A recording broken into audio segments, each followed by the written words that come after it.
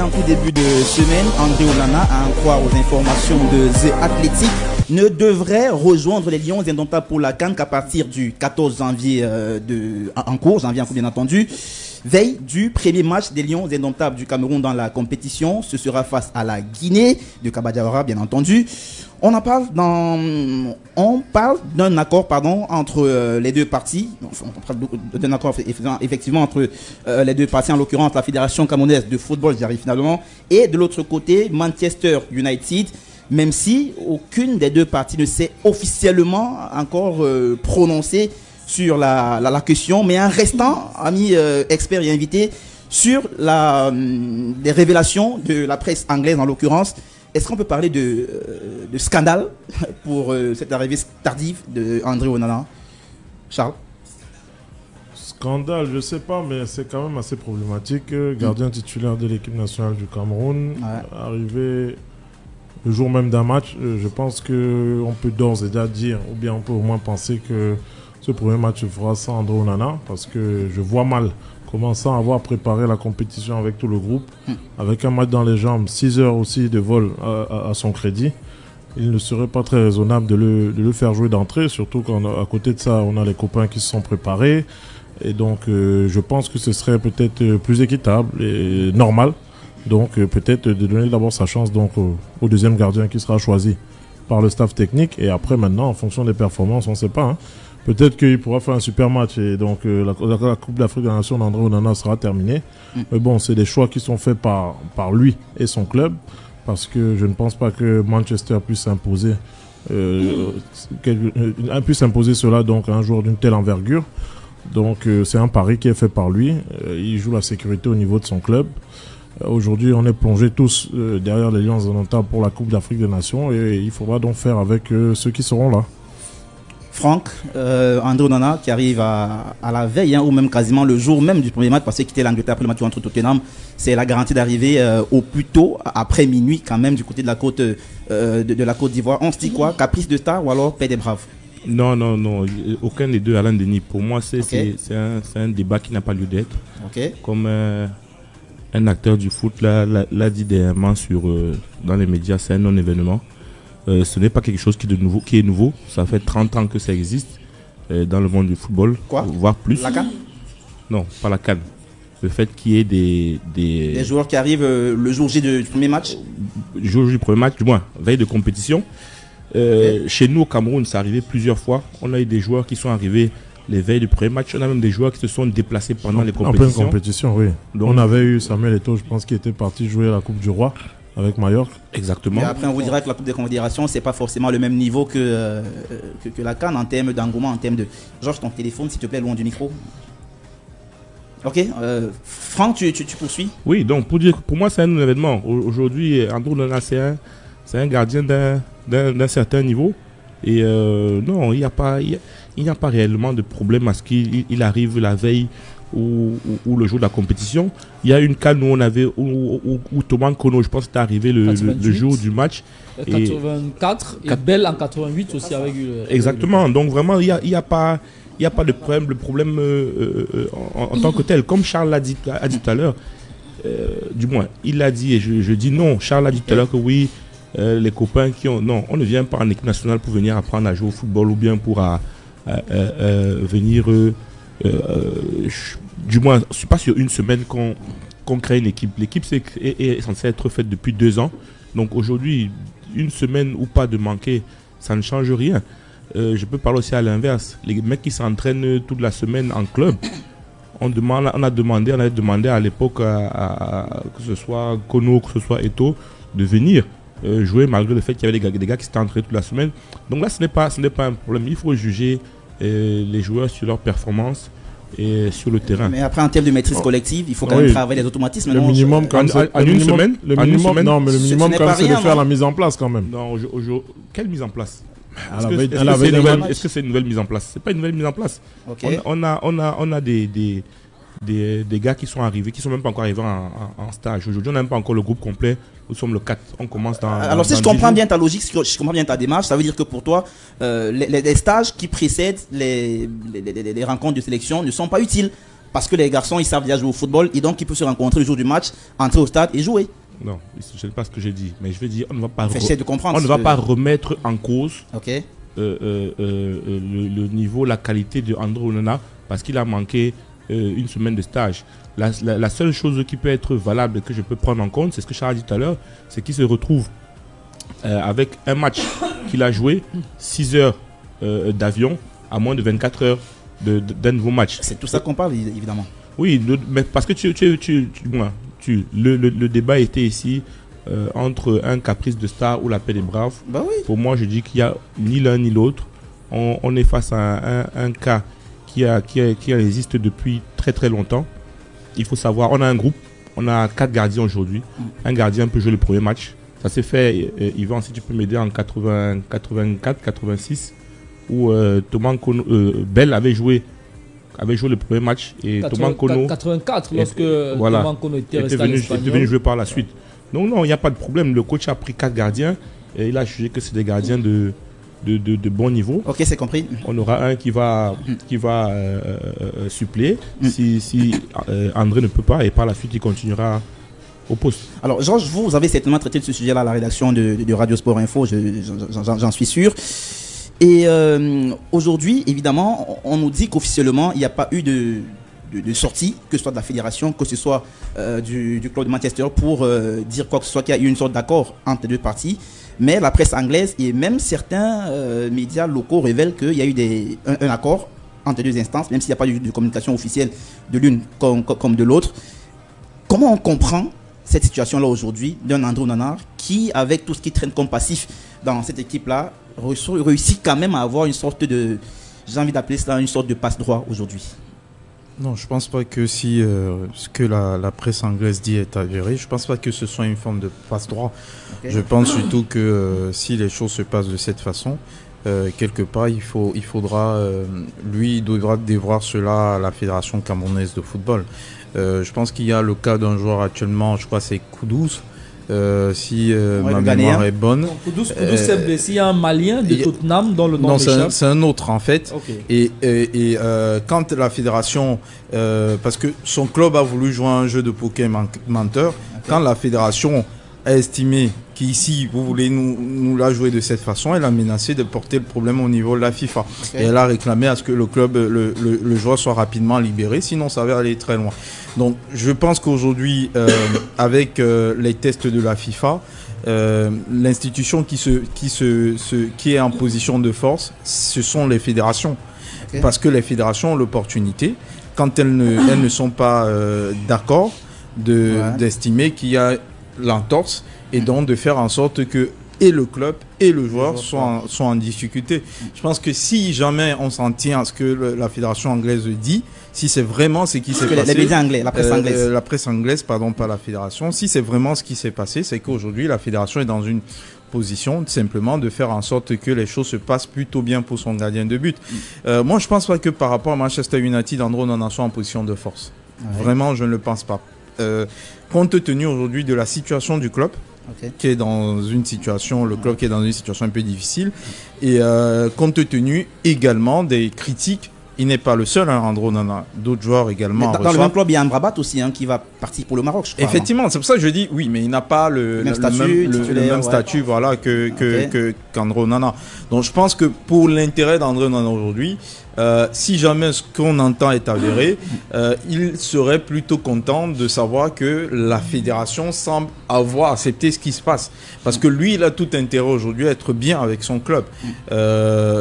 Comme je disais, compte tenu de la situation générale du club de Manchester United, qui est une situation un peu difficile. Ouais.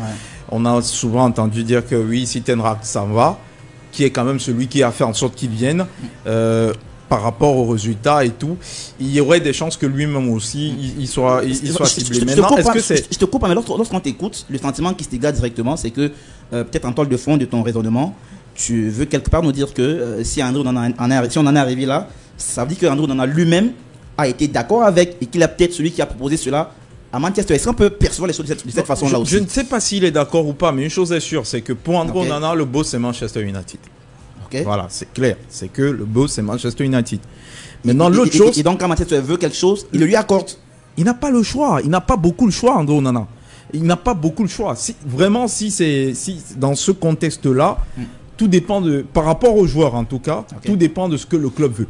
Parce que c'est le club qui est son employeur. Vous êtes employé quelque part, le patron vous dit on va à gauche, mais les règles de la FIFA te disent qu'il doit être libéré. Voilà, maintenant, et c'est ce que je dis, je dis depuis tout à l'heure, c'est-à-dire tout dépend aujourd'hui de la fédération qui, dans ce dossier, est en situation de force et qui peut soit ne pas être d'accord avec Manchester United. Mais le problème, c'est que si vous n'êtes pas d'accord avec Manchester United, vous allez nuire à André Onana. Et je suis pas sûr que la fédération, compte tenu de l'importance que ce joueur a également au sein de l'équipe nationale, que la fédération a envie aujourd'hui de nuire à André Onana.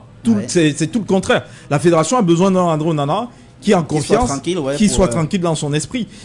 Parce que la fédération voudrait que l'équipe nationale du Cameroun réalise un bon résultat. Après, je terminerai en disant que je suis d'accord avec Charles, ce ne sont pas les meilleures conditions pour préparer une compétition. Là, on est d'accord. Et je pense que si on demandait à la Fédé, est-ce que vous pouvez faire avoir André Onana à la veille du premier match ou avant, la Fédé aurait fait son choix tranquillement. C'est-à-dire qu'ils auraient préféré avoir André Onana avant à Jeddah, là, avec tout le monde en train de préparer la compétition.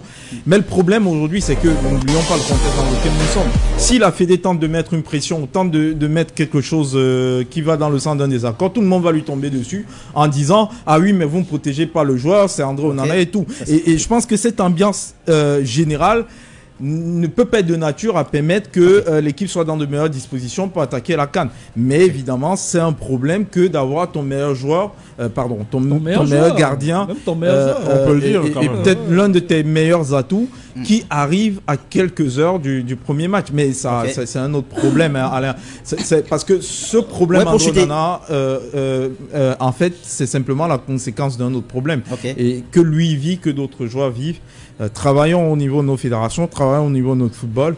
Et je pense qu'avec le temps, au niveau de nos fédérations africaines, on n'aura plus ce type de problème parce qu'effectivement, ça commence vraiment à devenir un sérieux problème. Alors, on va un peu évoluer sur le sujet, on a fait le tour de la question, mais j'aimerais relancer un peu Yvan sur un autre aspect. Alors, selon mes informations à moi, il est clair que la volonté d'André Onana, je le dis, c'était de ne pas participer à la CAN cette année en Côte d'Ivoire. Alors, par ailleurs, il y a le fait que, et ça on l'a appris aussi de sources un peu secrètes, disons-le ainsi, lorsque Manchester signe André Onana, il signe un joueur qui est en retraite, qui part après la Coupe du Monde, il est à l'Inter, Manchester, il est en retraite. Il est en retrait, pas en retraite.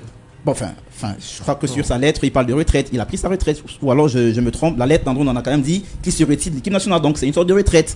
Alors, il n'y a pas eu une autre lettre de ce même André Onana pour le ramener en équipe nationale. Il est venu lors du match contre le Burundi, selon mes informations encore, parce que l'État de Cameroun avait fait un certain nombre de pressions. Alors aujourd'hui, est-ce que Manchester, en complicité avec Onana, ne pourrait pas faire une sorte de pression en disant que voilà, nous on a recruté un joueur qui est retraité et donc qui n'est pas sorti officiellement de sa retraite par un acte écrit comme il était entré en retraite. Et donc aujourd'hui, vous n'avez aucun moyen de pression sur nous parce que le joueur, dans notre esprit, dans le contrat qu'on a signé avec lui, fait de lui un joueur retraité. Est-ce qu'on peut pas percevoir les choses de cette façon-là et se dire que on se dirige vers une sorte d'entourloupe du clan Onana et Manchester vis-à-vis de l'équipe du Cameroun? C'est un peu complexe quand même. Tu as certainement tes sources d'informations que je ne veux pas remettre en cause, mais moi j'ai du mal à imaginer qu'André Onana, lui, dans son esprit, ne voulait pas participer à la Coupe d'Afrique des Nations. Parce qu'il a martelé à plusieurs occasions, peut-être en off, que désormais il revient en sélection. Il ne joue pas pour le staff, mais il joue pour les Camerounais et il veut faire amende honorable à la présidente de la République qui avait entrepris les démarches à l'époque pour pouvoir envisager son retour en sélection. Maintenant, je pense que dans cette situation aussi, il faudrait convoquer plusieurs éléments d'analyse. Franck, tout à l'heure, a fait le parallèle historique avec quelques cas qu'il y avait eu avec Kono, Bell et même Mila dans une certaine mesure, qui avait eu à jouer un match avec Montpellier, je crois 48 heures avant un autre match avec les Lions, et arrivé pratiquement à 24 heures pour pouvoir disputer ce match-là. Il existe une similitude entre le cas Onana et ces différents cas-là liés au fait qu'on a déjà eu par le passé d'autres joueurs qui avaient justement eu des passes droits entre guillemets pour pouvoir jouer avec leur club et revenir après en sélection dans des délais relativement restreints pour pouvoir jouer un match officiel avec l'équipe nationale du Cameroun. La petite différence peut-être à l'époque, réside dans le fait que et c'est d'ailleurs la première fois pour cette Coupe d'Afrique des Nations en Côte d'Ivoire que la Coupe d'Afrique des Nations fasse partie du calendrier officiel de la FIFA pendant une année de compétition. Jusqu'à la CAN au Cameroun il y a 2 ans, la CAN ne rentrait pas dans le calendrier officiel de la FIFA. Et donc dans ce contexte-là, pour faire le rapprochement avec les cas historiques qu'on a cités, s'agissant de Bel, Kono, Mila, Samuel Eto'o et autres, les clubs n'avaient pas pour obligation de libérer les joueurs et les mettre à la disposition des sélections nationales, parce qu'au niveau de la FIFA, qui est quand même l'organe qui régit, qui organise le football sur le plan mondial, il n'y avait pas ces dispositions statutaires, réglementaires là, qui faisaient office de coercition auprès des clubs et qui les obligeaient à libérer les joueurs et les mettre à la disposition des sélections. Entre-temps, la loi a évolué et cette année, beaucoup mieux que les années précédentes, les clubs n'ont pas le droit, n'ont pas le choix que de libérer les joueurs et de les mettre à disposition des clubs tant que leur équipe nationale a besoin d'eux. À partir de ce moment-là, les caprices que les clubs européens avaient parfois et les chantages entre guillemets qu'ils avaient parfois à faire auprès des joueurs africains au moment d'aller disputer les compétitions avec leur sélection nationale, notamment la Coupe d'Afrique des Nations, vous avez vu qu'il y a très peu de clubs qui sont rentrés dans ce schéma-là cette année parce qu'ils s'exposent justement au cas où les fédérations locales venaient à s'opposer à cela, ils s'exposent à des sanctions venant de la FIFA. Et Georges a dit quelque chose de fondamental tout à l'heure. Lorsque Manchester United entame les négociations pour signer André Onana, et même au moment où André Onana signe à United au mois d'août dernier, il a encore un joueur qui officiellement est en retraite parce qu'il n'a pas encore joué, il n'a pas encore effectué son retour à la sélection nationale, même s'il y avait eu des documents qui avaient fuité 2 mois avant, notamment au mois de juin, qui faisaient état d'une convocation pour le stage au niveau des États-Unis. Et donc, United qui fait d'André Onana, parce que quand vous regardez le projet de jeu d'Eric Ten Hag, quand vous regardez sa façon de jouer, André Onana est quand même la pierre angulaire du dispositif d'Eric Ten Hag. À partir de ce moment-là, quand vous avez signé un joueur comme ça et que vous vous dites que vous pourrez compter sur lui pendant les mois de décembre, janvier, qui de l'avis de tout le monde est quand même le tournant en première ligue, la période où la plupart des clubs soit réussissent à se positionner pour le titre en championnat, soit à faire un mauvais parcours qui derrière les expose à une possible relégation, tu te dis, ce n'est pas facile pour toi de pouvoir laisser ton meilleur élément déserter ton groupe pendant une période cruciale de la compétition.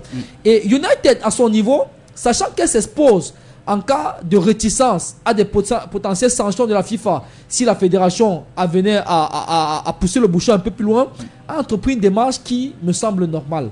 C'est-à-dire qu'écrire à la fédération, demander à la fédération camerounaise de football de pouvoir lui laisser à disposition le joueur pendant une période beaucoup plus cette information, on la met en des pincettes parce que ni la fédération au Cameroun, ni Manchester n'ont communiqué sur cette éventuelle discussion des 2 parties. Oui. Cette information a été révélée par la presse anglaise et donc on leur fait confiance. On dit que c'est. Ouais, source pour source, moi aussi j'ai eu à peu près la même information que la presse anglaise.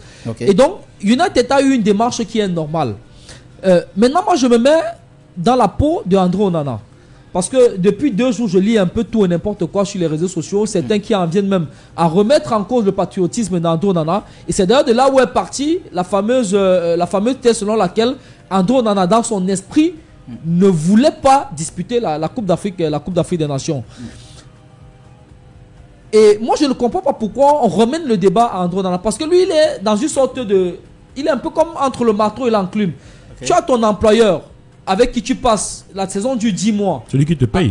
Oui, au-delà de te payer, avec qui tu passes 9 mois de compétition. Et si on résume la somme des périodes de FIFA, ça peut être maximum 1 mois. C'est le cas pour tous les joueurs. C'est pas spécifique à André Onana. Je suis d'accord. Sauf que André Onana a le malheur, entre guillemets, si on peut considérer comme étant un malheur, d'être non seulement africain, mais d'évoluer à un poste qui est compliqué, le poste de gardien de but.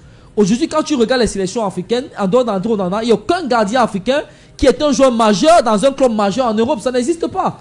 Il n'y a aucun gardien. Dès que prend toutes les sélections africaines, le Maroc, le Sénégal, etc. Je pense que lorsqu'Edouard Mendy vient à la dernière CAN au Cameroun, je crois qu'il est à Chelsea, si je ne me trompe pas, je ne sais pas sur votre contrôle. Il est titulaire encore à Chelsea à l'époque. Il n'a pas les mêmes problèmes. Il n'a pas les mêmes problèmes parce qu'il n'a pas le même poids dans le disposition, le projet de jeu de Chelsea. Mais ça, on le mesure comment? Je sais pas s'il y a un appareil pour le mesurer. Quand tu regardes le match, c'est que tu vois comment. Quand tu as un gardien de but qu'on signe à 60 millions d'euros et qu'on donne 10 millions de salaire, c'est pas pour venir faire banquette dans une Il y a équipe. des joueurs. Oui, mais c'est surtout que c'est pas pour venir faire banquette dans une équipe. C'est surtout que ça aussi, il faudrait qu'on le dise peut-être.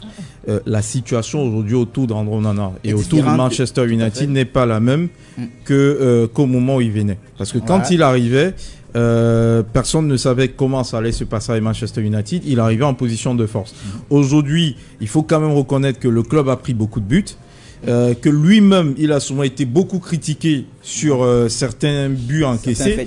Et qu'aujourd'hui, quand même, de ce qu'on entend venant de l'Angleterre, il n'est plus sur un fauteuil. Donc, à partir du moment où il n'est plus sur un fauteuil, il faudrait qu'on se mette aussi dans la psychologie du joueur jusqu'au dernier mot. En fait, c'est pour ça que tout à l'heure, je disais, aujourd'hui, Andro Onana n'est pas en situation de force par rapport à Manchester United. S'il avait été en situation de force par rapport à Manchester United, et pour moi, et qu'il souhaitait absolument venir pour la CAN, je pense qu'il n'y aurait pas eu ce match à Tottenham. Il serait venu, il aurait posé le problème, et il serait venu. Mais le problème aujourd'hui, c'est que le contexte est tel que même le coach qui a fait en sorte qu'il arrive est menacé sur le banc de touche. Et donc, dans ce contexte-là, le joueur, et je trouve ça totalement normal, suit ce que son club demande de faire. Si son club veut qu'il reste là jusqu'à un certain moment, il reste là, il ne bouge pas. On lui a pas dit que tu ne vas pas prendre part à la CAN. À partir du moment où on lui a pas dit que tu ne vas pas prendre part à la CAN, ça va. Moi, ce que je salue plutôt, et sincèrement, c'est pas parce que je sais qu'on va encore me taper sur les doigts. Ah oui, c'est voilà la fédération et tout. Non. Moi, je salue l'approche de la fédération sur ce dossier, si ce que la presse anglaise dit est vrai.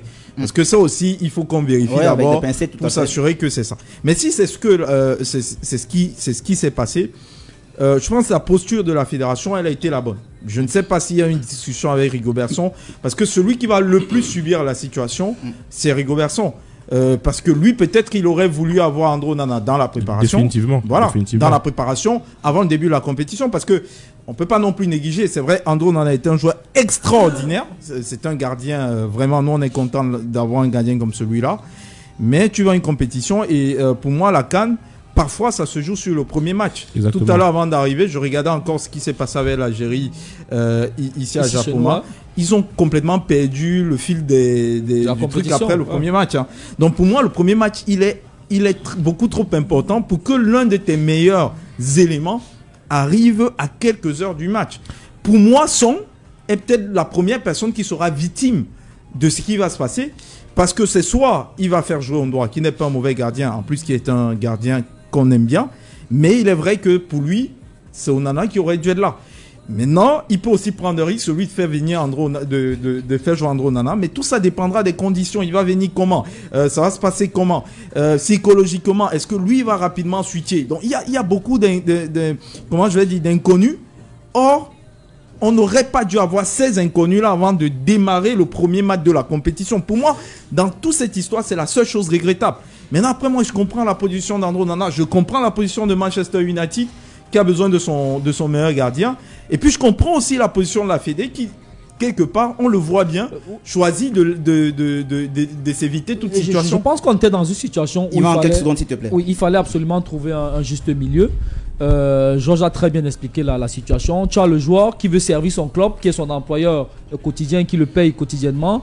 Tu as ton pays qui te veut et que dont tu as envie d'aller servir les couleurs. Et toi, un peu, tu es au milieu, ton cœur balance un peu. Et c'est là où, par contre, également, moi, je salue l'attitude de la fédération. Parce que la fédération avait les moyens, d'après les dispositions réglementaires de la FIFA, de faire pression sur United qui libère le joueur. Mais elle a décidé d'aller dans une sorte de conciliation en adoptant une attitude qui permettrait au club, quelque part, de tirer son épingle du jeu, aux joueurs de ne pas être en inconstance ou alors en instabilité psychologique, et quelque part aussi à l'équipe nationale de pouvoir profiter de son joueur, même si ce ne sera pas pour le premier match, mais au moins pour la suite de la compétition. Et complément d'information, avant de rentrer dans ce studio, je lisais un peu la presse, et j'ai vu que la dernière déclaration de Ten Hag faisait état de ce que officiellement United n'a pas encore reçu la permission de la fédération de ce que Andro Onana joue le match contre Tottenham. Voilà. Et donc là on a un peu dans les supputations. On verra bien après le week-end et le match contre Wigan si André rejoindra la sélection. Mais est-ce qu'il y a une demande formelle de United dans l'article de... Non, s'il le dit, ça veut dire qu'il y a eu la demande. Il a dit qu'ils sont en négociation. Voilà, s'il le dit, ça veut dire que... L'accord pour le moment porte sur le match de Wigan, mais il y a encore des hésitations et des négociations. Puisque d'après les informations que j'ai en fait, United a fait 2 demandes. D'abord la première pour le match de samedi dernier d'abord. Le match de samedi dernier perdu face à United. Parce qu'André normalement devait déjà être en stage. Le micro. D'après le programme. La première demande a été acceptée. Ensuite ils ont fait une autre demande pour qu'André joue le match de COP face à Wigan. Et ensuite une autre demande pour que possiblement la fédération laisse le joueur à disposition de son club pour le match face à Tottenham, qui est quand même un match hyper important pour mais il va juste en quelques secondes. On va passer vraiment quelques secondes. Quand même, notre invité en ligne ça il faut le dire, et vraiment il faut le dire clairement. Toute cette chose, tout ce dossier-là ne sert en rien l'intérêt de l'équipe nationale du Cameroun. Vraiment, il faut le dire clairement. C'est-à-dire que l'idéal aurait été que Son ait son groupe le plus tôt possible. Et pour moi, je peux comprendre aujourd'hui si c'est avéré l'approche de la Fédé de laisser un match 2 ou 3. Mais moi, je peux aussi, dans un contexte différent, dire ok, il joue un match, puis basta, il vient en équipe nationale. Et vraiment, parce que ici, chacun gère ses intérêts. Chacun gère ses intérêts. Quand Manchester United demande si. En fonction de la règle, c'est la règle favorable. Je prends avec toi. Monsieur, on va avancer. Monsieur, on va avancer. On a notre ami qui est dans la ligne qui nous attend vraiment en 10 secondes. Il en reste 8. Je pense qu'il y a aussi le précédent du Qatar. Faut pas qu'on élude ça. Dans la gestion du camp André Onana, depuis ce qui s'est passé au Qatar. J'en parlais tout à l'heure. Donc. On ne peut plus gérer tout ce qui concerne parce qu'on a reproché à la fédération tellement de choses dans la gestion de ce qui s'est passé au Qatar. Je pense que là, ils ont tiré les leçons. Ils se sont dit autant mieux ne pas le mettre en difficulté après pour ne pas se mettre une caste quand même de Camerounais à dos. Laisser le gars pouvoir arriver en sélection dans les meilleures dispositions psychologiques et après on verra ce qui se passe pendant la compétition. On va avancer dans ce programme, amis internautes, amis experts et invités, avec une autre actualité qui a fait beaucoup de bruit cette semaine. La nouvelle effectivement a fait l'effet d'une bombe et c'est le quotidien L'équipe, quotidien français, qui l'a annoncé en disant que Régis Maugué a décliné sa convocation à participer à la CAN 2023 du côté de la